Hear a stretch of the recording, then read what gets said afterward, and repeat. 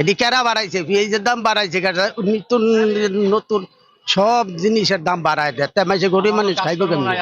আমরা কাম কাজ করতে পারলে সে আমরা মন করেন এটি কিনা খাইতারি, 500 টাকা বাজার লয়ে গেলে কিচ্ছু জানতারি না।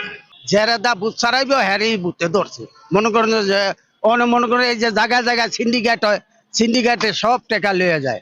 ওই যে কোনো টাকা ইয়া হয়, গাড়িতে টাকা নেয়, ওহতে টাকা নেয়, একটা মাল কিনলে টাকা নেয়। এ দেশে কোনো উন্নতি হইবে না। আর এ দেশে উন্নতি করছে শেখ হাসিনা আল্লাহ। হার কথা বলে মরে গেলে মনে করা লাগবে। বোঝে না হলে ওই বিলবুটি আছে না, সেইগুলো বলে, ওগুলো না। দেশের গুরুগারে ভাত খাইতে পারি না তারা। হ্যাঁ স্বাধীন পাইলাম কই? গুরুগারে দুটো পেট ভরে ভাত খাম হয়েই খাইতে পারি না। না খাইয়া গাড়ি চালাইয়া 500-600 টাকা করি, হেলাইতে ছিনতাই করিয়া রোডে ঘাটে রাইতে নামতে পারি না, রাইতে গাড়ি চালাতে পারি না। তা আমরা কি করবো কন? আমরা কি করবো? আমরা খাবো কি করি? আমরা প্রধানমন্ত্রীর এই দেশে আও, আমরা সুশল মাধ্যম ভাত খাই।